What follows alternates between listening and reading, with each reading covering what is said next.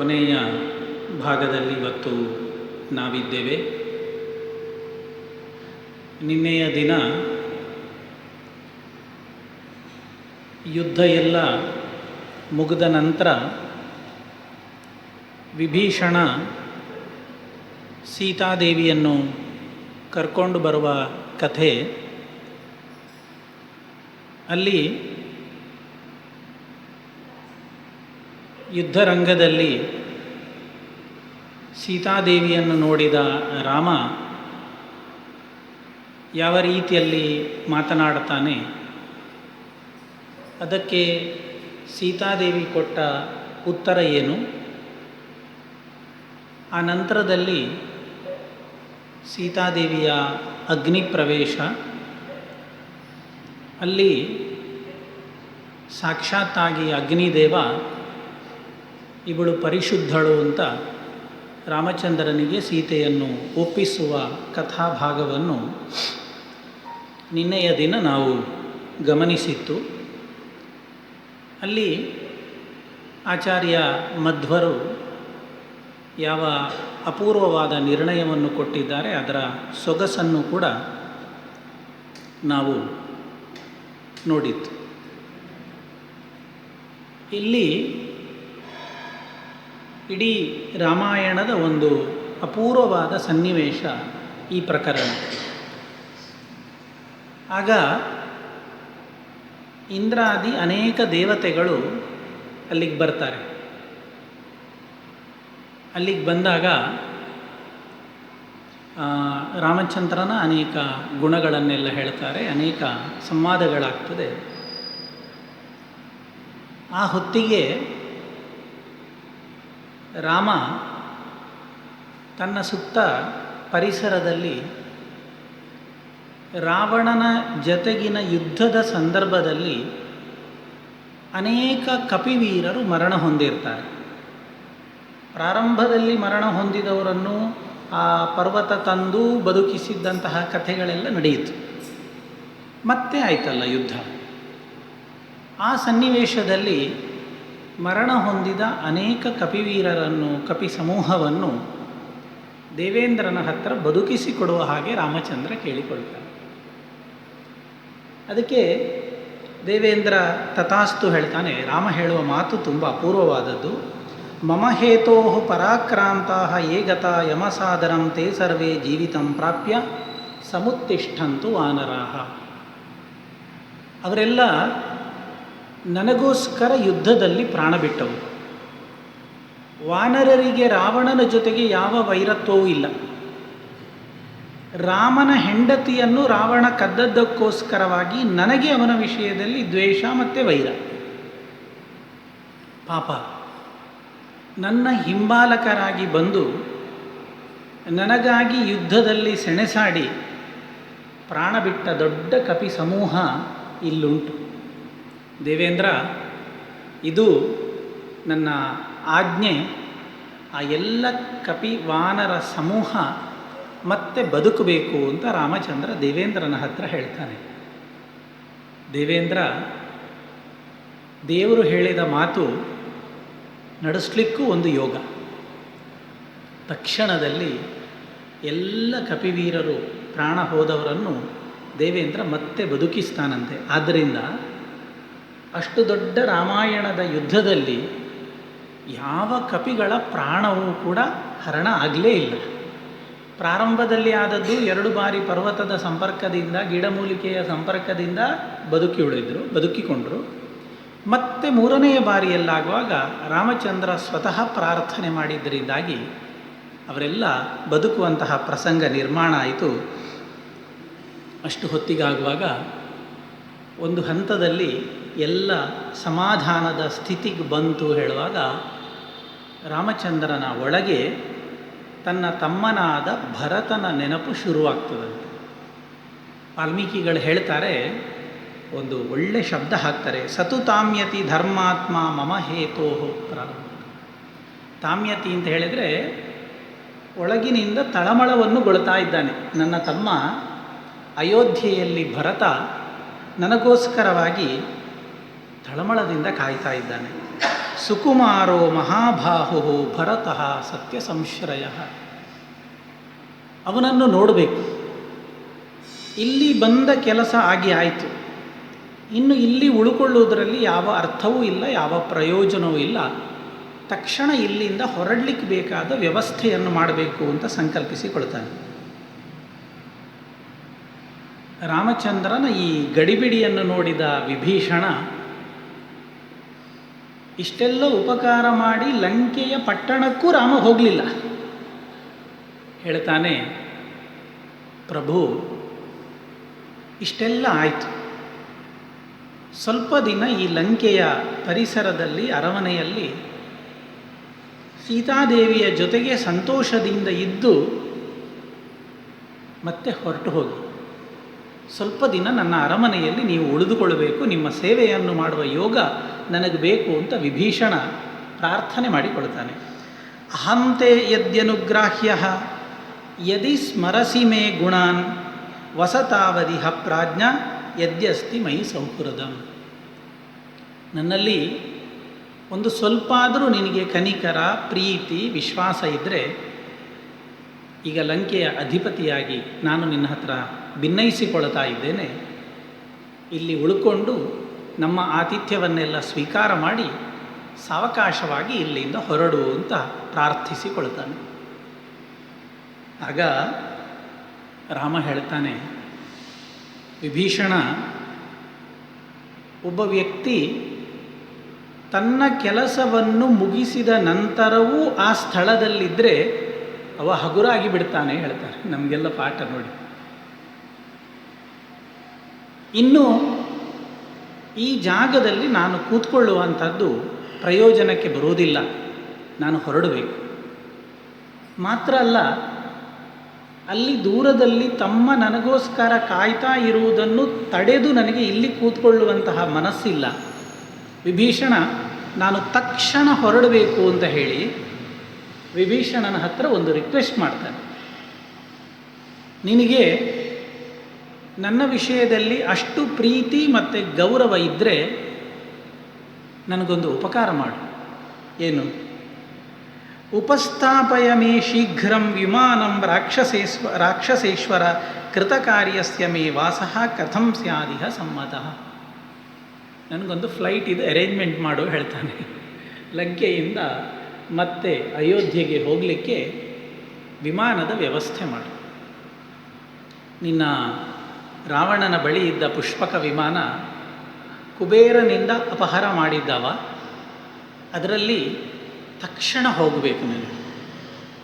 ನನ್ನ ಬಂದ ಕೆಲಸಗಳೆಲ್ಲ ಮುಗಿದಾಯಿತು, ಇನ್ನು ಇಲ್ಲಿರಲಿಕ್ಕೆ ನಾನು ಸಿದ್ಧನಿಲ್ಲ, ವಿಮಾನದ ವ್ಯವಸ್ಥೆ ಮಾಡು, ನಾನು ಹೊರಟು ನಿಂತಿದ್ದೇನೆ ಹೇಳ್ತಾನೆ. ವಿಭೀಷಣನಿಗೆ ಅರ್ಥ ಆಯಿತು, ಇವ ಯಾರ ಮಾತನ್ನೂ ಕೇಳುವ ವ್ಯಕ್ತಿ ಅಲ್ಲ, ಹೊರಟು ನಿಂತಿದ್ದಾನೆ ರಾಮಚಂದ್ರ ಅಂತ ಸಂತೋಷದಲ್ಲಿ ಆ ಪುಷ್ಪಕ ವಿಮಾನವನ್ನು ಮನಸ್ಸಿನಲ್ಲಿ ಸಂಕಲ್ಪ ಮಾಡಿಕೊಳ್ತಾನಂತೆ. ಅದು ಕಾಮಗ, ಅಂದರೆ ನಮ್ಮ ಮನಸ್ಸಿನ ಭಾವನೆಗಳನ್ನು ಅರಿತುಕೊಂಡು ಸಂಚಾರ ಮಾಡುವಂತಹ ಅಪೂರ್ವ ವಿಮಾನ ಆಗಿತ್ತದು. ವಿಭೀಷಣನ ಸಂಕಲ್ಪಕ್ಕೆ ಸರಿಯಾಗಿ ಆ ಸ್ಥಳದಕ್ಕೆ ಅದು ಹಾರಿ ಬರ್ತದೆ. ಅದರಲ್ಲಿ ಸೀತಾದೇವಿಯನ್ನು ಪ್ರೀತಿಯಿಂದ ಕೈಯಲ್ಲಿ ತಬ್ಬಿಕೊಂಡು ರಾಮಚಂದ್ರ ವಿಮಾನವನ್ನು ಏರಿ ಕೂತ್ಕೊಳ್ತಾನಂತೆ. ಅಂಕೇನಾದಾಯ ವೈದೇಹೀಂ ಲಜ್ಜಮಾನಾಂ ಯಶಸ್ವಿನೀಂ ಲಕ್ಷ್ಮಣೇನ ಸಹ ಭ್ರಾತ್ರ ವಿಕ್ರಾಂತೇನ ಧನುಷ್ಮತ.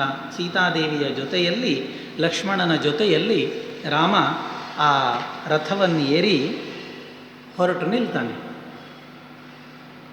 ಅಷ್ಟು ಹೊತ್ತಿನವರೆಗೆ ಈ ಕಪಿವೀರರೆಲ್ಲ ಅನೇಕ ಸಮಯದಿಂದ ರಾಮನ ಸಂಪರ್ಕದಲ್ಲಿ ಇದ್ದವರು. ಈಗ ಒಂದೇ ಬಾರಿಗೆ ರಾಮಚಂದ್ರ ನಮ್ಮನ್ನು ಬಿಟ್ಟು ಹೋಗ್ತಾ ಇದ್ದಾನೆ ಅನ್ನುವ ದುಃಖ ಆ ವಾನರ ಸಮೂಹಕ್ಕೂ ಆಗ್ತದೆ. ಅದರಿಂದ ಈ ದೊಡ್ಡವರು ಯಾರಾದರೂ ಮನೆಗೆ ಬಂದು ಒಂದು 4 ದಿನ ಇದ್ದು ಹೊರಡುವಾಗ ಮಕ್ಕಳು ಅಳ್ತವೆ, ಇನ್ನು ನಾವು ನಿಮ್ಮ ಜೊತೆ ಬರ್ತೇವೆ, ಇನ್ನೂ ಕೂತ್ಕೊಳ್ಳಿ ಅಂತ ಪುಟ್ಟ ಮಕ್ಕಳು ಹಠ ಹಿಡಿತಾರೆ, ಅಳ್ತಾರೆ. ಹಾಗೆ ಈ ವಾನರ ಸಮೂಹ ರಾಮನ ಹತ್ರ ಪ್ರಾರ್ಥನೆ ಮಾಡಿತ್ತಂತೆ, ರಾಮ ಹೋಗುವುದಕ್ಕೆ ಅಡ್ಡಿಲ್ಲ, ಆದರೆ ನಮ್ಮನ್ನೂ ಜೊತೆಯಲ್ಲಿ ಕರ್ಕೊಂಡು ಹೋಗಬೇಕು, ನಾವು ನಿನ್ನ ಹಿಂದೆ ಬರುವುದೇ ಅಂತ ಎಲ್ಲ ವಾನರ ಸಮೂಹ ಗಲಾಟೆ ಮಾಡಲಿಕ್ಕೆ ಶುರು ಮಾಡಿ. ಆಗ ಹತ್ತಿರದಲ್ಲಿ ವಿಭೀಷಣ ಇದ್ದಾನೆ, ಅವನ ಒಂದಿಷ್ಟು ರಾಕ್ಷಸ ಸಮೂಹ ಉಂಟು, ಉಳ್ಕೊಂಡಿದ್ದಾರೆ ವಿಭೀಷಣನ ಜೊತೆಯಲ್ಲಿ. ನಾವೂ ಕೂಡ ಬರ್ತೇವೆ ಅಂತ ಅವರು ಹಠ ಹಿಡಿತಾರೆ. ರಾಮ ಲಕ್ಷ್ಮಣ ಸೀತೆಯರು ಹೊರಟದ್ದು, ವಿಮಾನ ಏರಿ ಆಗಿದೆ, ದೊಡ್ಡ ಕಪಿ ಸೈನ್ಯ ನಾವೂ ಬರ್ತೇವೆ ಅಂತ ಹೊರಟು ನಿಲ್ತಾರೆ. ಜೊತೆಗಿದ್ದಂತಹ ವಿಭೀಷಣನ ಪಾರ್ಷದರು ಕೂಡ ಹೊರಟು ನಿಂತಾಗ ಅವ್ರು ಹೇಳ್ತಾರೆ, ಅಯೋಧ್ಯಾಂ ಪ್ರತಿಯಾಸ್ಯಾಮಿ ರಾಜಧಾನೀಂ ಪಿತುರ್ಮಮ ಅಭ್ಯನುಜ್ಞಾತುಮಿಚ್ಛಾಮಿ ಸರ್ವಾನ್ ಆಮಂತ್ರಯಾಮಿ ವಹ ಅಂತ ರಾಮಚಂದ್ರ ಹೇಳುವ ಮಾತು. ನಿಮ್ಮನ್ನೆಲ್ಲ ಸಮಯ ಸಿಕ್ಕಿದಾಗ ಬನ್ನಿ ಅಂತ ನಾನು ಕರೀತಾ ಇದ್ದೇನೆ ಅಂತ. ಆಗ ಅವರೆಲ್ಲ ಹೇಳ್ತಾರೆ, ಅಯೋಧ್ಯಾಂ ಗಂತುಮಿಚ್ಛಾಮಹ ಸರ್ವಾನ್ ನಯತು ನೋ ಭವಾನ್, ನಮ್ಮೆಲ್ಲರನ್ನು ನೀನು ಕರ್ಕೊಂಡು ಹೋಗು, ನಾವೆಲ್ಲರೂ ನಿನ್ನ ಜೊತೆಗೆ ಬರಲಿಕ್ಕೆ ರೆಡಿಯಾಗಿ ಆಗಿದೆ. ಮುದ್ಯುಕ್ತಾ ವಿಚರಿಷ್ಯಾಮಹ ವನಾನಿ ಉಪವನಾನಿ ಚ. ರಾಮ, ನಿನ್ನ ಅಯೋಧ್ಯೆಯ ಬಗ್ಗೆ ನಾವು ತುಂಬ ಕೇಳಿತ್ತು. ಇವತ್ತು ನಾವು ಹೇಳ್ತೇವಲ್ವ, ಗಾರ್ಡನ್ ಸಿಟಿ ಅಂತ ಕೆಲವು ದಿಕ್ಕಿಗೆ ಹೆಸರು ಕೊಡ್ತೇವೆ. ಅಯೋಧ್ಯೆಗೆ ಅಂತಹ ಹೆಸರು ಆ ಕಾಲದಲ್ಲಿ ಬಂದಿತ್ತಂತೆ. ಅಲ್ಲಿ ವನಗಳು, ಉಪವನಗಳು ಧಾರಾಳ ಇತ್ತು.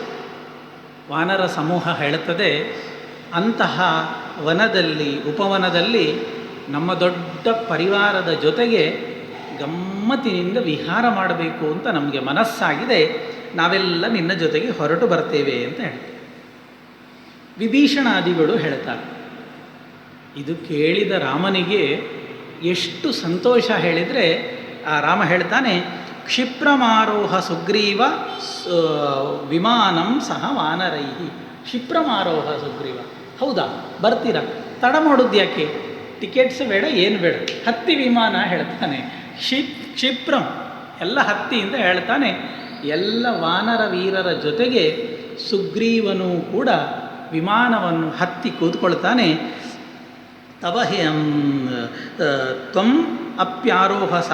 ತ್ವಮಪ್ಯಾರೋಹ ಸಾಮಾತ್ಯೋ ರಾಕ್ಷಸೇಂದ್ರ ವಿಭೀಷಣ. ವಿಭೀಷಣ, ನೀನೇನು ನೋಡ್ತಾ ಇದ್ದಿ, ನಿನ್ನ ಎಲ್ಲ ಅಮಾತ್ಯರ ಜೊತೆಗೆ ನೀನೂ ವಿಮಾನವನ್ನು ಏರಿಕೊಂಡು ಬಿಡು ಅಂತ ಹೇಳ್ತಾನೆ. ಹೀಗೆ ತನ್ನ ಎಲ್ಲ ಕಪಿವೀರರ ಜೊತೆಗೆ ಸುಗ್ರೀವ ವಿಮಾನ ಹತ್ತುತ್ತಾನೆ, ತನ್ನ ಎಲ್ಲ ಅಮಾತ್ಯರ ಜೊತೆಗೆ ವಿಭೀಷಣ ವಿಮಾನ ಹತ್ತುತ್ತಾನೆ. ರಾಮ ಲಕ್ಷ್ಮಣ ಸೀತೆಯರು ಕೂತ್ಕೊಳ್ತಾರೆ, ವಿಮಾನ ಟೇಕ್ ಆಫ್ ಆಗ್ತದೆ.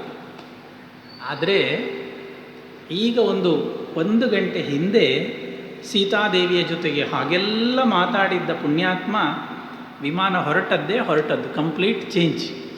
ಸೀತೆ, ಇಷ್ಟೆಲ್ಲ ಯುದ್ಧ ಆದದ್ದು ಯಾಕೆ ಗೊತ್ತುಂಟ, ಯಾಕೆ, ನಿನಗೋಸ್ಕರ ಶುರು ಮಾಡ್ತಾನೆ, ನಿನ್ನನ್ನು ವಾಪಸ್ ಪಡ್ಕೊಳ್ಳಿಕ್ಕೋಸ್ಕರವಾಗಿ ನಾನು ಯುದ್ಧ ಮಾಡಿದ್ದೆ, ಇಲ್ಲಿ ಗಲಾಟೆ ಆಯಿತು. ವಿಮಾನ ಹತ್ತಿ ಮೇಲೆ ಹೋದಾಗ ಸೀತೆಯನ್ನು ಹತ್ತಿರದಲ್ಲಿ ಕೂತ್ಕೊಳಿಸಿ ಎಲ್ಲ ದಾರಿಯ ವಿವರಣೆಯನ್ನು ಮಾಡ್ತಾನೆ. ಒಂದು ದಾಂಪತ್ಯದ ಬದುಕು ಹೇಗೆ ಸಾಗಿಸಬೇಕು ಅನ್ನುವುದಕ್ಕೆ ಆದರ್ಶಪ್ರಾಯ ರಾಮ. ಹೆಂಡತಿಗೆ ಕೊಡುವ ಗೌರವ, ಪ್ರೀತಿ, ಆದರ ಎಲ್ಲವನ್ನು ಧಾರಾಳ ಕೊಟ್ಟಿದ್ದಾನೆ. ಆದರೆ ಸಿಂಹಾಸನದಲ್ಲಿ ಕೂತಾಗ ರಾಜನಾಗಿ ತನ್ನ ಯಾವ ಕರ್ತವ್ಯ ಉಂಟು, ಯಾವ ಜವಾಬ್ದಾರಿ ಉಂಟು, ಅದರಿಂದ ಯಾವತ್ತೂ ಕೂಡ ಅವ ತಪ್ಪಲಿಲ್ಲ, ವಿಚಲಿತನಾಗಲೇ ಇಲ್ಲ.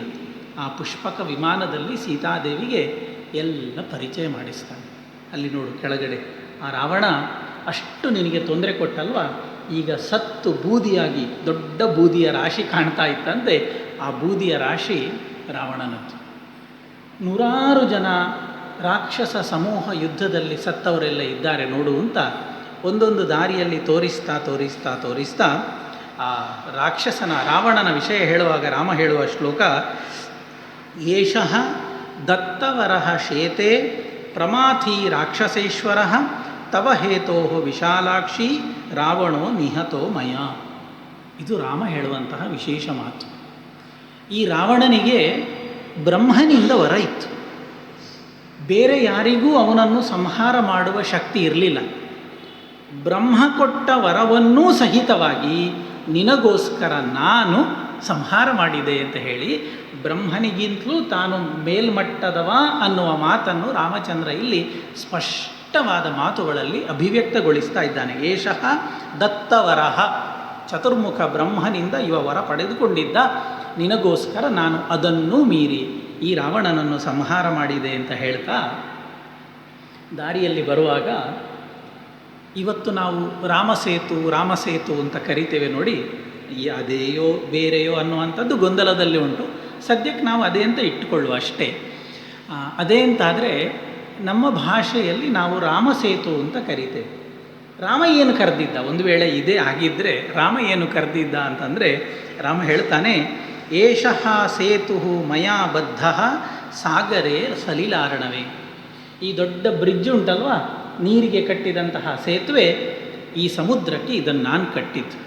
ಇದಕ್ಕೆ ತವ ಹೇತೋ ವಿಶಾಲಾಕ್ಷಿ, ನಿನ್ನನ್ನು ನೋಡಲಿಕ್ಕೋಸ್ಕರ ಸಮುದ್ರವನ್ನು ದಾಟಿ ನನಗೆ ಬರಬೇಕಿತ್ತು, ಅದಕ್ಕೋಸ್ಕರ ಇದನ್ನು ಕಟ್ಟಿದೆ. ಹೆಸರು ನೀಲಸೇತು ಸುದುಷ್ಕರ.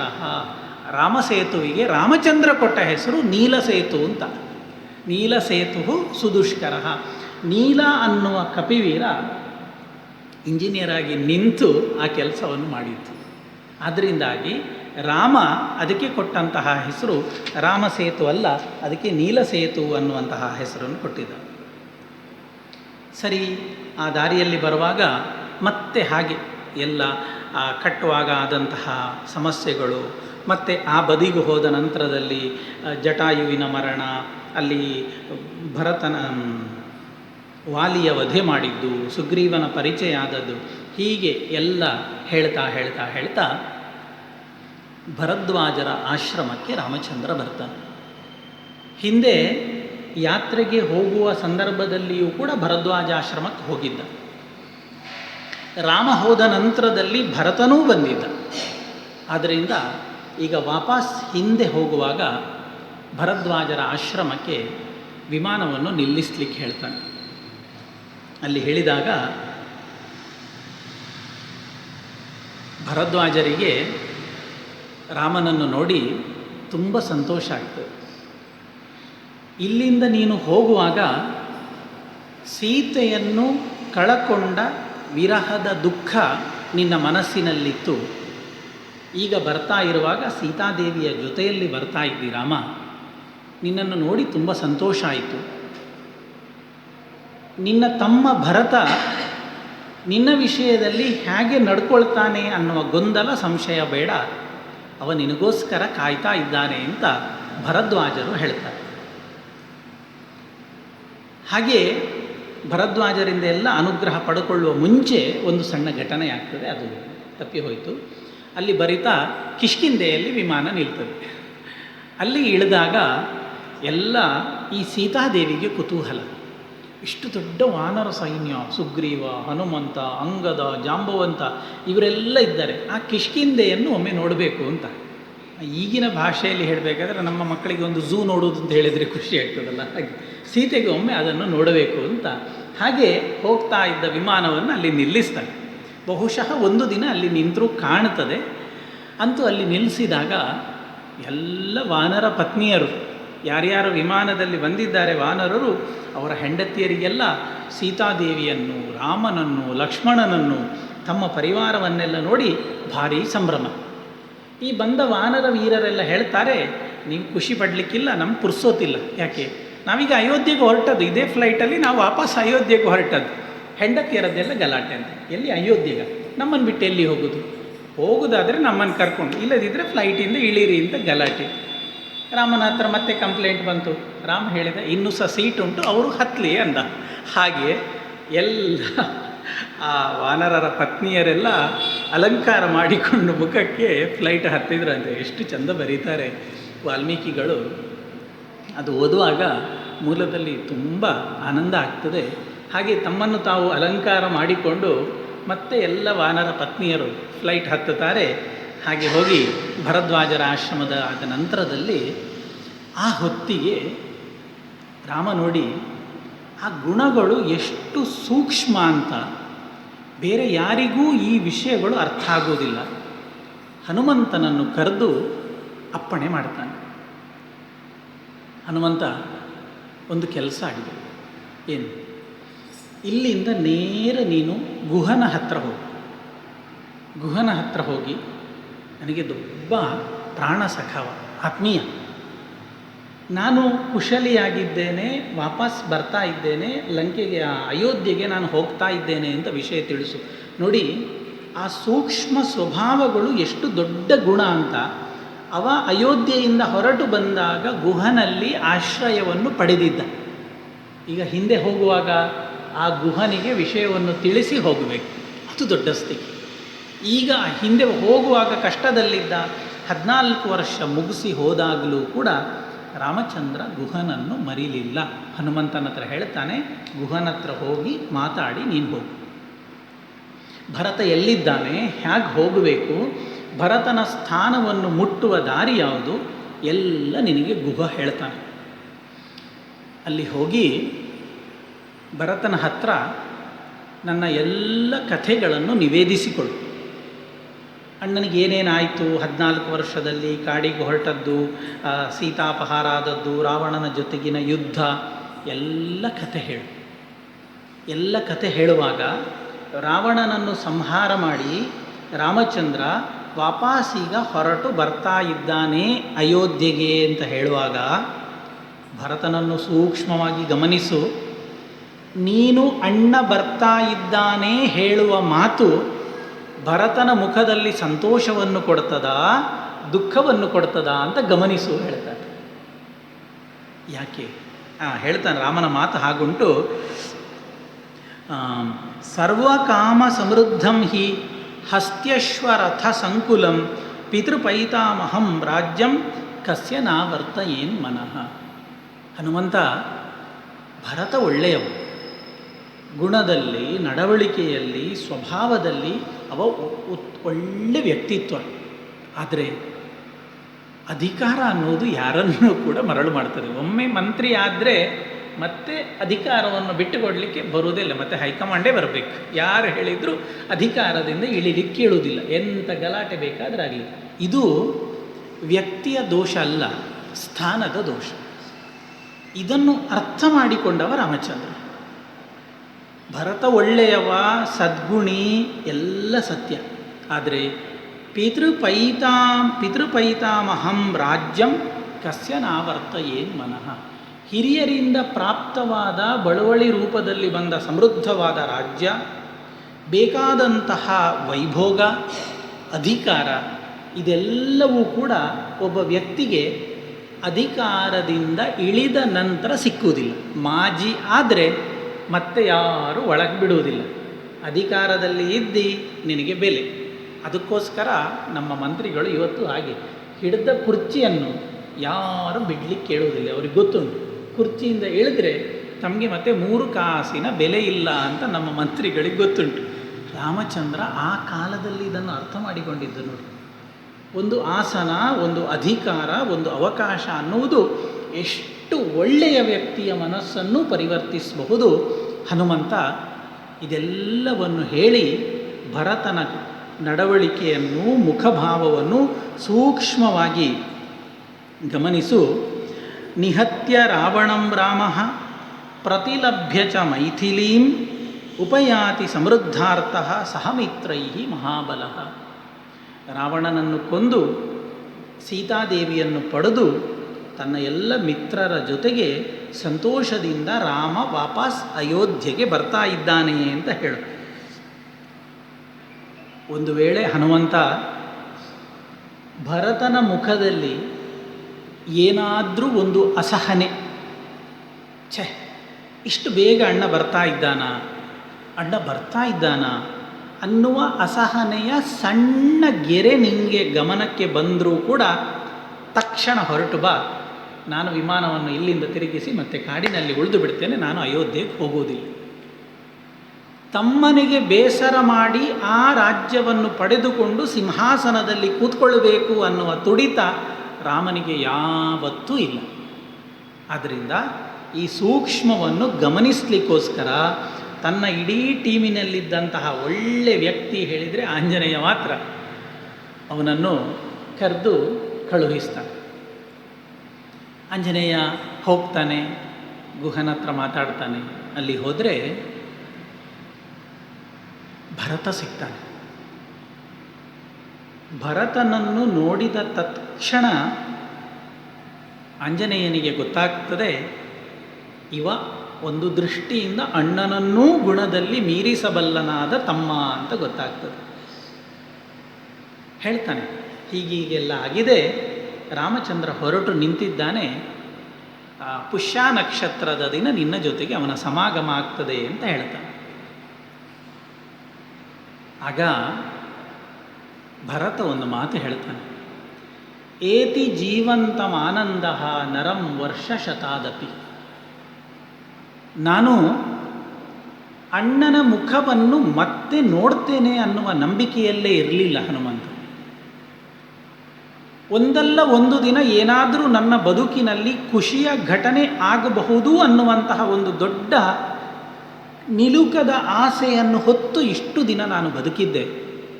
ನಿನ್ನ ಮಾತು ಕೇಳಿ ತುಂಬ ಸಂತೋಷ ಆಯಿತು. ಒಬ್ಬ ಮನುಷ್ಯ ಬದುಕಿದ್ದ ಅಂತಂದರೆ 100 ವರ್ಷದಲ್ಲಿ ಯಾವತ್ತಾದರೂ ಒಂದು ದಿನ ಅವನ ಪಾಲಿಗೆ ಒಂದು ಒಳ್ಳೆಯ ಸುದ್ದಿ ಬರ್ತದೆ, ಒಳ್ಳೆಯ ವಿಷಯಗಳು ಅವನನ್ನು ಹುಡುಕಿಕೊಂಡು ಬರ್ತದೆ. ನೋಡು, ಅದಕ್ಕೆ ಸಾಕ್ಷಿ ನಾನು. ಅಣ್ಣ ವಾಪಸ್ ಬರ್ತಾ ಇದ್ದಾನೆ ಹೇಳುವುದಕ್ಕಿಂತ ದೊಡ್ಡ ಸಂಭ್ರಮ, ದೊಡ್ಡ ಖುಷಿ, ದೊಡ್ಡ ಆನಂದ ನನ್ನ ಬದುಕಿನಲ್ಲಿ ಏನಿಲ್ಲ, ಏನೂ ಬೇಡ ಅಂತ ಹೇಳಿ ತುಂಬ ಸಂಭ್ರಮದಿಂದ ಇರ್ತಾನಂತೆ. ಯಾವಾಗ ಬರ್ತಾನೆ ಕೇಳ್ತಾನೆ. ಆಗ ಆಂಜನೇಯ ಹೇಳ್ತಾನೆ, ಅವಿಘ್ನಂ ಪುಷ್ಯಯೋಗೇನ ಶ್ವರಾಮಂ ದ್ರಷ್ಟುಮರ್ಹಸಿ. ಶ್ವಃ ನಾಳೆ. ಯಾವುದು? ಪುಷ್ಯಯೋಗೇನ. ಪುಷ್ಯ ನಕ್ಷತ್ರ ಉಂಟು, ದೇವರ ಆಶೀರ್ವಾದದಿಂದ ಇವತ್ತು ಪುಷ್ಯ ನಕ್ಷತ್ರ. ನೋಡಿ, ಆ ಕಥೆಯನ್ನು ಅನುವಾದ ಮಾಡುವಾಗ ಯೋಗ, ಅದು ಕೂಡ ಗುರುವಾರ ಪುಷ್ಯ ನಕ್ಷತ್ರ ತುಂಬ ವಿಶೇಷ. ನಮ್ಮ ಜ್ಯೋತಿಷ್ಯದ ಭಾಷೆಯಲ್ಲಿ ಅದಕ್ಕೆ ಅಮೃತ ಸಿದ್ಧಿ ಯೋಗ ಅಂತ ಕರೀತಾರೆ. ಹಾಗೆ ನಮ್ಮ ಉಪನ್ಯಾಸದಲ್ಲಿಯೂ ಕೂಡ ರಾಮ ಮತ್ತು ಭರತರ ಸಮಾಗಮದ ದಿನ ಸರಿಯಾಗಿ ಪುಷ್ಯ ನಕ್ಷತ್ರವೇ ಬಂದಿದೆ ಹೇಳುವುದು ನಮ್ಮ ಉಪನ್ಯಾಸವನ್ನು ದೇವರು ಸ್ವೀಕಾರ ಮಾಡ್ತಾ ಇದ್ದಾನೆ ಹೇಳುವುದಕ್ಕೆ ನಿಮ್ಮೆಲ್ಲರ ಆ ಪ್ರೀತಿ ಔದಾರ್ಯಕ್ಕೆ ಕಾರಣ. ಇದೆಲ್ಲ ನಾವು ಯೋಚನೆ ಮಾಡಿ ಮಾಡಿದ್ದಲ್ಲ, ಯೋಚನೆ ಮಾಡಿ ನಾವು ಪ್ರಯತ್ನ ಮಾಡಿ ಮಾಡಿದ್ದು ಅಲ್ಲ. ಇವತ್ತು ನಮ್ಮ ಉಪನ್ಯಾಸದ ಮಂಗಲ, ಈ ಯುದ್ಧಕಾಂಡದಲ್ಲಿ ಈ ಭಾಗ ಇವತ್ತೇ ಆಗಬೇಕಾದ್ದು. ಅದಕ್ಕೆ ಸರಿಯಾಗಿ ದೇವರು ಅಂತಹ ಒಂದು ದಿನವನ್ನು ಸಂಯೋಜನೆ ಮಾಡಿಕೊಟ್ಟದ್ದು. ನಮ್ಮ ಈ ಭಕ್ತಿಯನ್ನು ಆ ಸ್ವಾಮಿ ಸ್ವೀಕಾರ ಮಾಡ್ತಾ ಇದ್ದಾನೆ ಅಂತ. ಹಾಗೆ ಆಂಜನೇಯ ಹೇಳ್ತಾನೆ, ನಾಳೆಯ ದಿನವೇ ಪುಷ್ಯ ನಕ್ಷತ್ರ ಇರುವುದರಿಂದ ನೀನು ನಾಳೆಯೇ ರಾಮಚಂದ್ರನನ್ನು ನೋಡ್ತಿ ಅಂತ ಹೇಳಿದಾಗ ಭರತನಿಗೆ ಭಾರಿ ಸಂಭ್ರಮ. ನೋಡಿ, ವಾಲ್ಮೀಕಿಗಳ ಗಣಿತ ಎಷ್ಟು ಸೂಕ್ಷ್ಮ ಅಂತಂದರೆ, ರಾಮ ಕಾಡಿಗೆ ಹೋದ ದಿವಸ ಯಾವುದು ಹೇಳಿ? ದಶರಥ ಪಟ್ಟಾಭಿಷೇಕವನ್ನು ಮಾಡಬೇಕು ಅಂತ ತೀರ್ಮಾನ ಮಾಡಿದ 2ನೆಯ ದಿನ. ಇವತ್ತು ದಿವಸ ತೀರ್ಮಾನ ಮಾಡ್ತಾನೆ. ಇವತ್ತು ದಿವಸ ತೀರ್ಮಾನ ಮಾಡಿ ಏನು ಹೇಳುವುದವ? ಶ್ವ ಏವ ಪುಷ್ಯೋ ಭವಿತ ಶೋಭಿಷೇಚ್ಯಸ್ತು ಮೇ ಸುತಃ. ನಾಳೆಯೇ ಪುಷ್ಯ ನಕ್ಷತ್ರ ಉಂಟು, ಆದ್ದರಿಂದ ನಾಳೆಯೇ ಪಟ್ಟಾಭಿಷೇಕ ಮಾಡಿಬಿಡೋಣ ಅಂತ ಇವತ್ತು ತೀರ್ಮಾನ ಮಾಡೋದು ದಶರಥ. ಆದ್ದರಿಂದ ಮಾರನೇ ದಿನ ರಾತ್ರಿಯೆಲ್ಲ ಮಂಥರೆಯ ಗದ್ದಲದಲ್ಲಿ ಹೋಗ್ತದೆ, ಕೈಕೇಯಿಯ ಗದ್ದಲದಲ್ಲಿ ಹೋಗ್ತದೆ. ಬೆಳಗಾದರೆ ಪುಷ್ಯ ನಕ್ಷತ್ರ ಆಯಿತು. ರಾಮಚಂದ್ರ ಕಾಡಿಗೆ ಹೊರಟು ನಿಂತದ್ದು ಪುಷ್ಯ ನಕ್ಷತ್ರ. ಆ ಪುಷ್ಯ ನಕ್ಷತ್ರದ ದಿವಸವೇ ಪುನಃ ವಾಪಸ್ ಬಂದದು. ಒಂದು ದಿವಸವೂ ಹೆಚ್ಚು ಕಡಿಮೆ ಆಗಲಿಲ್ಲ. ಯಾಕೆ ಕೇಳಿದರೆ, ಭರತ ಮಾತು ತಗೊಂಡಿದ್ದ. ಆ ದಿವಸಕ್ಕೆ ಸರಿಯಾಗಿ ನೀನು ಮತ್ತೆ ಅಯೋಧ್ಯೆಗೆ ಕಾಲಿಡದೆ ಹೋದರೆ ತಮ್ಮನನ್ನು ನೋಡಲಿಕ್ಕೆ ಸಾಧ್ಯ ಇಲ್ಲ ಅಂತ ಭರತ ಮಾತು ತಗೊಂಡಿದ್ದ. ಅದನ್ನು ಉಳಿಸ್ಲಿಕ್ಕೋಸ್ಕರ ಅದೇ ದಿನ, ಒಂದು ದಿನ ಬೇಗವೂ ಅಲ್ಲ ನೋಡಿ, ಒಂದು 10 ದಿನ ಬೇಗ ಬಂದುಬಿಟ್ಟ ಇಲ್ಲ, 2 ದಿನ ತಡ ಆಯಿತು ಇಲ್ಲ. ವ್ರತ ಅಂದರೆ ವ್ರತ. ಚಿಕ್ಕಮ್ಮ ಎಷ್ಟು ಹೇಳಿದ್ದು? 14 ವರ್ಷ. 14 ವರ್ಷ ಕಂಪ್ಲೀಟ್ ಆದ ನಂತರವೇ ತಡ ಮಾಡಿದರೆ ಭರತ ಉಳಿಯುವುದಿಲ್ಲ. ಬೇಗ ಬಂದರೆ ವ್ರತ ಕೆಟ್ಟು ಹೋಗ್ತದೆ. ಮತ್ತೆ ಹೇಳ್ತಾರೆ ಜನಗಳು, 1 ವಾರ ಬೇಗ ಬಂದಲ್ಲ ಏನಾದರೂ ಅಂತ. ಏನಕ್ಕೂ ಅವಕಾಶ ಇಲ್ಲ. ಕಾರುಣ್ಯ ಮೂರ್ತಿ ಹೇಳಿದರೆ ಕಾರುಣ್ಯ ಮೂರ್ತಿ, ಅಷ್ಟು ದೊಡ್ಡ ವ್ಯಕ್ತಿತ್ವ. ಹೇಳ್ತಾನೆ ಆಂಜನೇಯ, ನಾಳೆ ನಿನಗೆ ಅವನ ದರ್ಶನ ಆಗ್ತದೆ ಅಂತ. ದೊಡ್ಡ ಸಂಭ್ರಮ. ಎಲ್ಲ ಬರ್ತಾರಂತೆ. ಆ ನಂದಿಗ್ರಾಮ ಅಂತ ಒಂದು ಅಯೋಧ್ಯ ಪಟ್ಟಣದಿಂದ ಸುಮಾರು ಒಂದು 15-20 ಕಿಲೋಮೀಟರ್ ದೂರದಲ್ಲುಂಟು, ಇವತ್ತು ಉಂಟು. ಅಲ್ಲಿ ಹೋದರೆ ತೋರಿಸ್ತಾರೆ ರಾಮ ಮತ್ತು ಭರತರ ಪ್ರಥಮ ಸಮಾಗಮ ಆದಂತಹ ಜಾಗ ಅಂತ ಇವತ್ತು ಕೂಡ ಅಲ್ಲಿ ತೋರಿಸ್ತಾರೆ. ಕೆಲವೆಲ್ಲ ದೇವಸ್ಥಾನ ಇತ್ಯಾದಿಗಳನ್ನು ನಿರ್ಮಾಣ ಮಾಡಿ ಇಟ್ಟಿದ್ದಾರೆ. ಅಯೋಧ್ಯೆಗೆ ಹೋದರೆ ನಮಗೆ ಹೋಗಿ ಬರಲಿಕ್ಕಾಗ್ತದೆ. ಹಾಗೆ ಭರತನಿಗೆ ಪೂರ್ತಿ ರಾತ್ರಿ ನಿದ್ರೆ ಇಲ್ಲ. ಬೆಳಗ್ಗಿಂದ ಎದ್ದು ಕಾಯ್ತಾರೆ, ಇನ್ನೂ ಫ್ಲೈಟ್ ಬರಲಿಲ್ಲ ಅಂತ. ಹಾಗೆ ಕಾಯ್ತಾ ಇದ್ದರೆ ದೊಡ್ಡ ಜನಸಮೂಹ ಸೇರಿಕೊಂಡಿರುತ್ತೆ.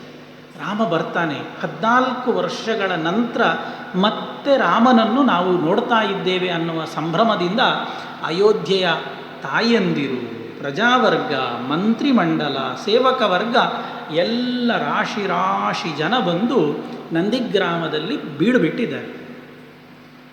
ಹೊತ್ತಾಯಿತು, ವಿಮಾನ ಬರಲಿಲ್ಲ, ರಾಮ ಬರಲಿಲ್ಲ ಅಂತ ಅಷ್ಟು ಹೊತ್ತಿಗಾಗುವಾಗ ಈ ದೊಡ್ಡ ವಿಮಾನ ಬರುವಂತಹ ಒಂದು ದೂರದಿಂದ ಒಂದು ಚಿತ್ರ ಕಾಣುತ್ತದಂತೆ. ತರುಣಾದಿತ್ಯ ಸಂಕಾಶಂ ವಿಮಾನಂ ರಾಮವಾಹನಂ ಧನದಸ್ಯ ಪ್ರಸಾದೇನ ದಿವ್ಯಮೇತದ್ ಮನೋಜವಂ. ಆ ವಿಮಾನ ಹೇಗಿತ್ತು ಅಂತಂದರೆ ತರುಣಾದಿತ್ಯ ಸಂಕಾಶಂ. ಈ ಪೂರ್ವದಲ್ಲಿ ಸೂರ್ಯ ಹುಟ್ಟಿ ಬರುವಾಗ ಬಾಲಸೂರ್ಯ ಅಂದರೆ ಅತ್ಲಾಗೆ ಕಣ್ಣು ಕೊರೈಸುವ ಬೆಳಕು ಅಲ್ಲ, ಹೆಚ್ಚು ನೋಡಲಿಕ್ಕಾಗುವುದಿಲ್ಲ ಅಂತಲ್ಲ, ನಮ್ಮ ಶುದ್ಧ ಬರಿಗಣ್ಣಿನಿಂದ ನೋಡುವಂತಹ ಆ ಸೂರ್ಯ ಬಿಂಬ ಹೇಗಿರ್ತದೆ ಸುಮಾರು ಕಿತ್ತಳೆ ಬಣ್ಣದಲ್ಲಿ, ಅಂತಹ ಆ ಬಣ್ಣದ ವಿಮಾನ ಅಲ್ಲಿ ದೂರದಲ್ಲಿ ಕಾಣಲಿಕ್ಕೆ ಸಿಗ್ತದಂತೆ.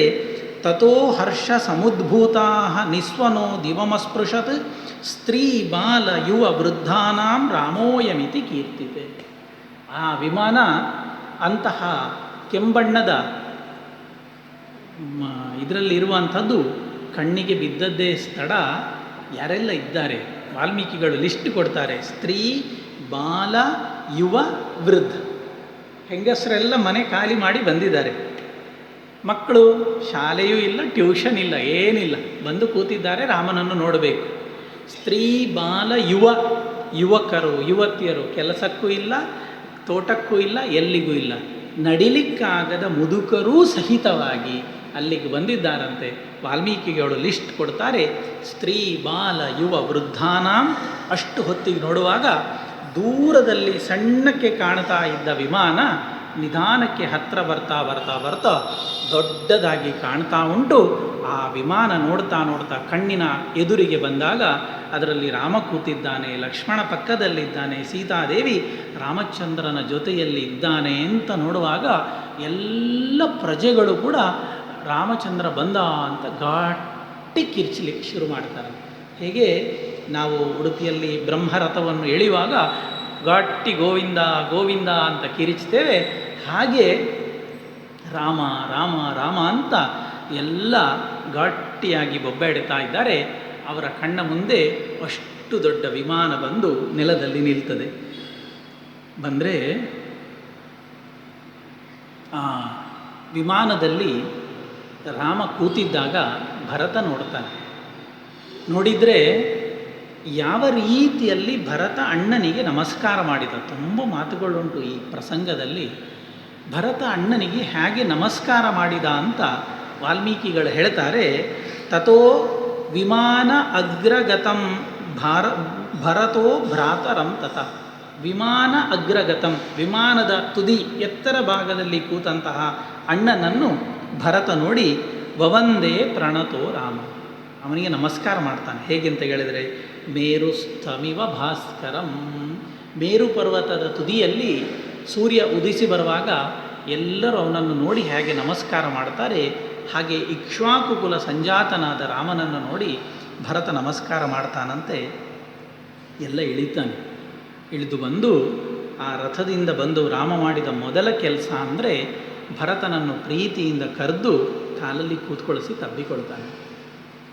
ಅಷ್ಟು ಹೊತ್ತಿಗೆ ರಾಮನಿಗೆ ಸ್ಪಷ್ಟ ಆಗಿತ್ತು, ಭರತನಿಗೆ ನಾನು ಬರುವಂಥದ್ದು ಇಷ್ಟ, ಅಣ್ಣ ಬರುವುದು ಬೇಡ ಅನ್ನುವ ಕಿಂಚಿತ್ತೂ ಅಭಿಪ್ರಾಯ ಭರತನ ಮನಸ್ಸಿನಲ್ಲಿ ಇಲ್ಲ ಅನ್ನುವುದು ರಾಮನಿಗೆ ಸ್ಪಷ್ಟವಾಗಿತ್ತು. ಆ ಕಾರಣದಿಂದ ಪ್ರೀತಿಯಿಂದ ತಬ್ಬಿಕೊಂಡು ಅವನನ್ನು ಆಶ್ವಾಸನೆ ಮಾಡುತ್ತಾನೆ. ಅಷ್ಟು ಹೊತ್ತಿಗೆಲ್ಲ ಪರಿಚಯ ಆಗ್ತದೆ. ಭರತನಿಗೆ ಸುಗ್ರೀವನ ಕಥೆಯೆಲ್ಲ ಗೊತ್ತಾಗಿತ್ತು. ಸೀತಾದೇವಿಯ ಅತ್ತಿಗೆಯ ಅಪಹಾರ ಆದಾಗ ಸುಗ್ರೀವ ತುಂಬ ಸಹಾಯ ಮಾಡಿದ್ದ ಅಂತ ಭರತ ಸುಗ್ರೀವನನ್ನು ಕರೆದು ತಬ್ಬಿಕೊಂಡು ಹೇಳ್ತಾನಂತೆ. ಒಂದು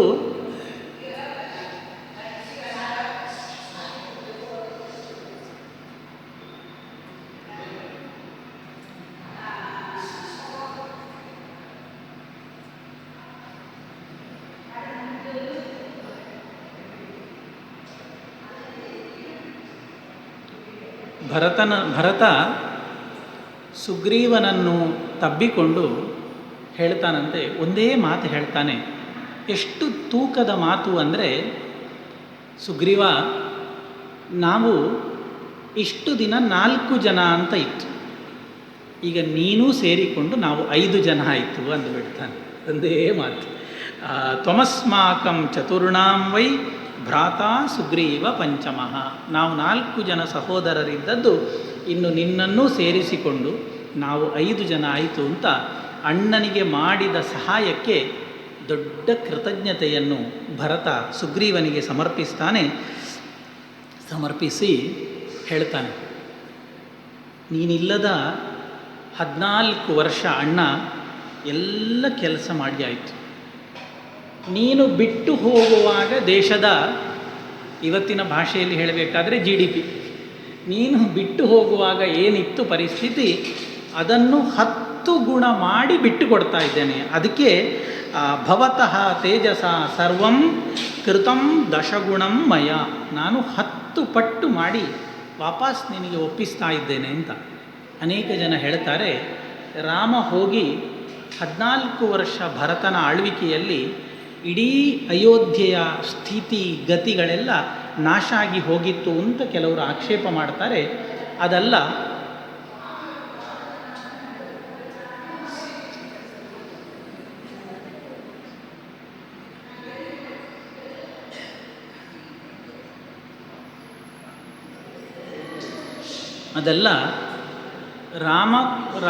ಭರತನಿಗೆ ರಾಜ್ಯವನ್ನು ಬಿಟ್ಟು ಹೋಗುವ ಪ್ರಸಂಗದಲ್ಲಿ ದಶರಥ ತೀರಿ ಹೋದ ನಂತರ ಬರುವಾಗ ಯಾವ ಸ್ಥಿತಿಯಲ್ಲಿತ್ತು ಅದಕ್ಕಿಂತ 10 ಪಟ್ಟು ಹೆಚ್ಚಿನ ಸಂಪತ್ತನ್ನು ಮಾಡಿ ಭರತ ಅಣ್ಣನಿಗೆ ರಾಜ್ಯವನ್ನು ಒಪ್ಪಿಸ್ತಾನೆ.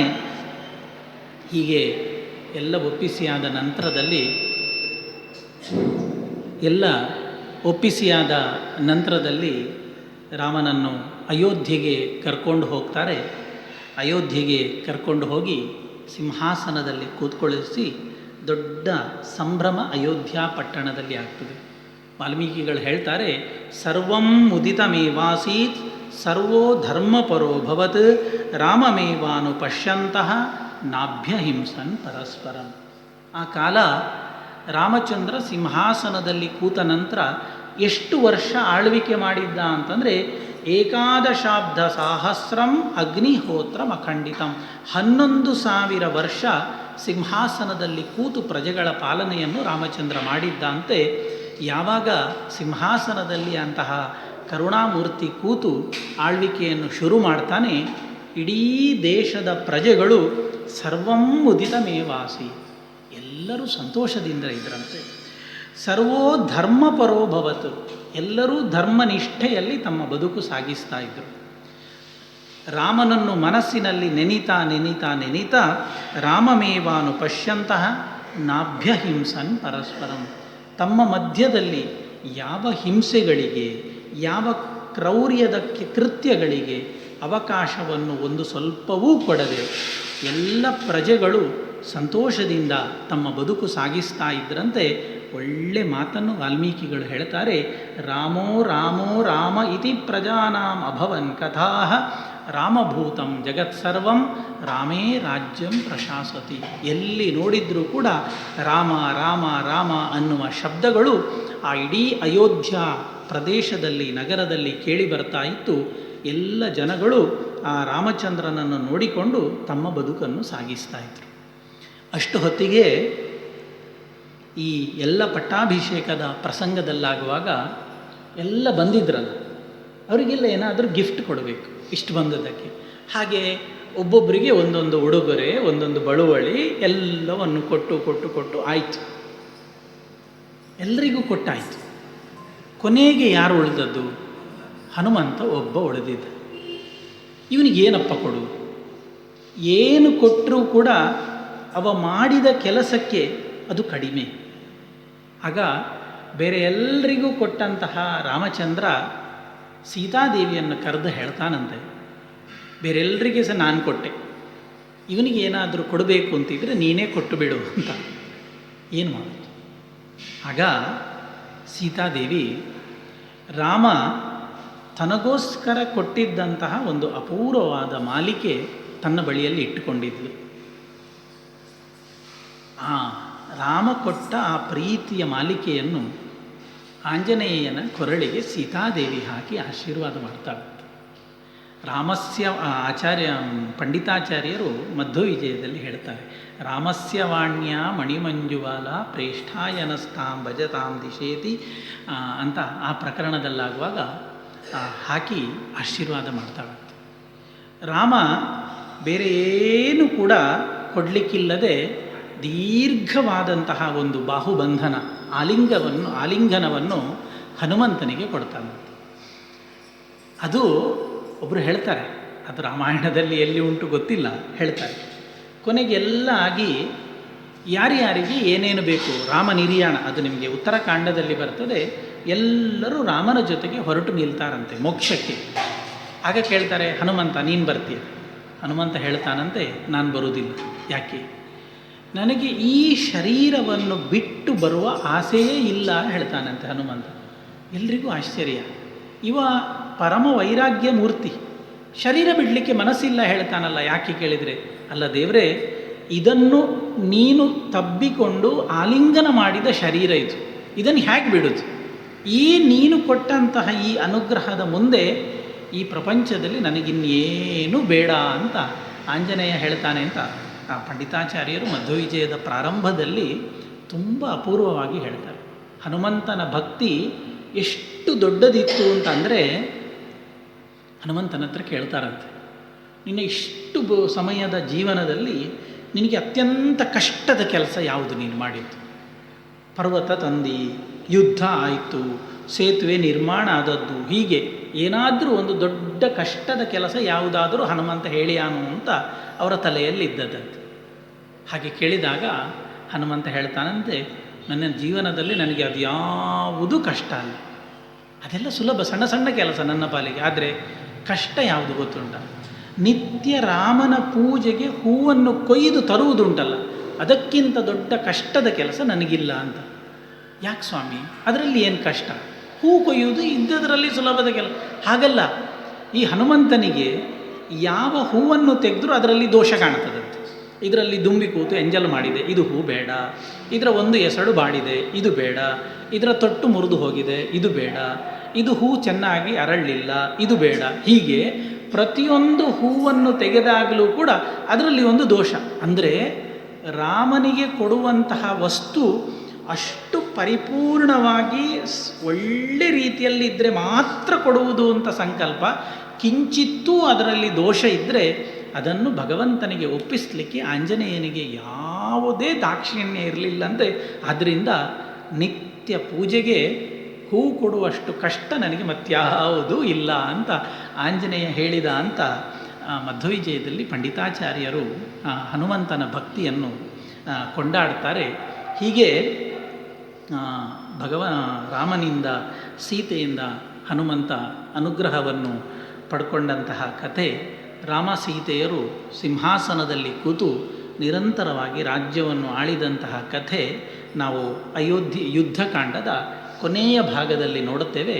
ಅದು ಮುಗ್ದ ನಂತರದ ಉತ್ತರಕಾಂಡದಲ್ಲಾಗುವಾಗ ಪ್ರಾರಂಭದಲ್ಲಿ ಹೀಗೆ ಈ ಎಲ್ಲ ಕೆಲಸಗಳನ್ನು ಮಾಡಿ ರಾವಣನಂತಹ ಲೋಕಕಂಟಕನನ್ನು ಸಂಹಾರ ಮಾಡಿದ ರಾಮನನ್ನು ಅಭಿನಂದಿಸಲಿಕ್ಕೋಸ್ಕರವಾಗಿ ದೊಡ್ಡ ಮಹರ್ಷಿಗಳೆಲ್ಲ ಬಂದು, ರಾಮ ನೀನು ಮಾಡಿದಂತಹ ಕೆಲಸ ಲೋಕಕ್ಕೆಲ್ಲ ತುಂಬ ಉಪಕಾರ ಆಯಿತು ಅಂತ ರಾಮನನ್ನು ಅಭಿನಂದಿಸಲಿಕ್ಕೋಸ್ಕರವಾಗಿ ದೊಡ್ಡ ಋಷಿ ಸಮೂಹ ಬರ್ತದೆ ಅನ್ನುವುದು ಉತ್ತರಕಾಂಡದ ಪ್ರಾರಂಭದ ಕತೆ ಪ್ರಾರಂಭದ ಅಧ್ಯಾಯಗಳಲ್ಲಿ ಬರುವಂಥದ್ದು. ಅದು ಮತ್ತೆ ಮುಂದಿನ ತಿಂಗಳಿನಲ್ಲಿ ನಾವೆಲ್ಲ ನೋಡಲಿಕ್ಕಿದ್ದೇವೆ ಅಂತ ಹೇಳ್ತಾ, ಈ ರಾಮಾಯಣದಲ್ಲಿ ಒಂದು ಗೊಂದಲ ಉಂಟು. ಕೆಲವು ವಿಮರ್ಶಕರ ಪ್ರಕಾರ ಇಲ್ಲಿಗೆ ರಾಮಾಯಣ ಮುಗಿಯಿತು ಅಂತ. ಕೆಲವು ವಿಮರ್ಶಕರು ಉತ್ತರಕಾಂಡವೂ ಸೇರಿಸಿಕೊಂಡು ಉಂಟು ಅನ್ನುವಂತಹ ಒಂದು ಗೊಂದಲ ಅದು ನಮ್ಮಲ್ಲಿ ಇಲ್ಲ, ಸೃಷ್ಟಿಸಿದ್ದಾರೆ ವಾಸ್ತವಿಕವಾಗಿ. ಆದರೆ ಅದೊಂದು ನಿರರ್ಥಕವಾದಂತಹ ವ್ಯರ್ಥ ವಿಚಾರಗಳು. ರಾಮಾಯಣ ಅಂತ ಹೇಳಿದರೆ ಅದರಲ್ಲಿ 7 ಕಾಂಡಗಳುಂಟೆ. ಅದು ನಾವು ಹೇಳುವುದಲ್ಲ, ಸ್ವತಃ ವಾಲ್ಮೀಕಿಯೇ ಹೇಳಿದ್ದಾನೆ. 6 ಕಾಂಡಗಳಾಗಿ ಉತ್ತರಕಾಂಡವೂ ಕೂಡ ಇದರಲ್ಲಿ ಸೇರಿಸಿ ನಾನೇ ಬರೆದದ್ದು ಅಂತ ವಾಲ್ಮೀಕಿಯೂ ಕೂಡ ಹೇಳಿದ್ದಾನೆ.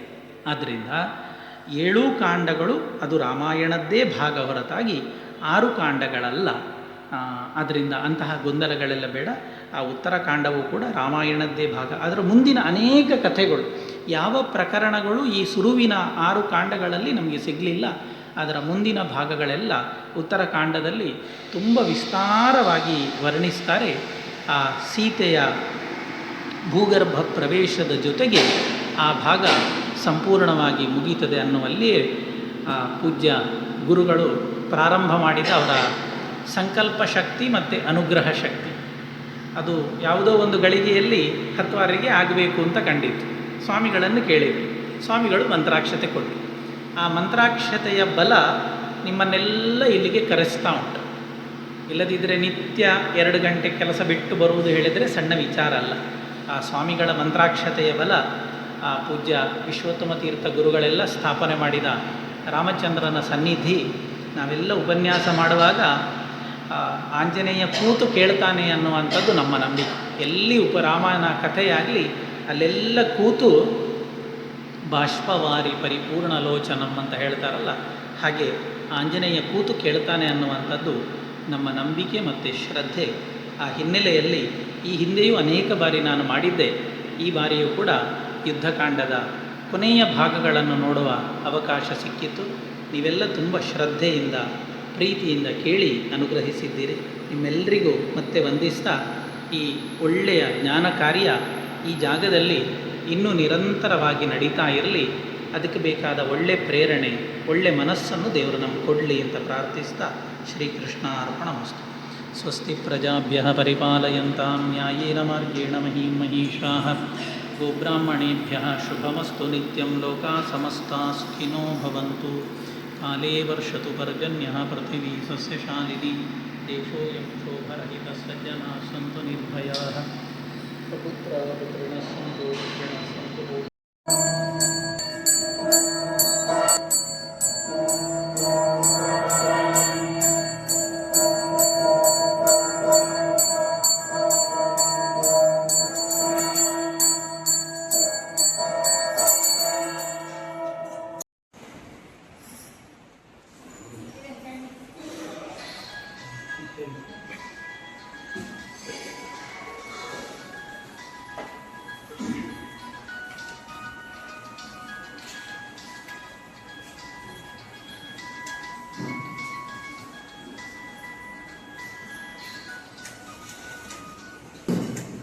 Ready?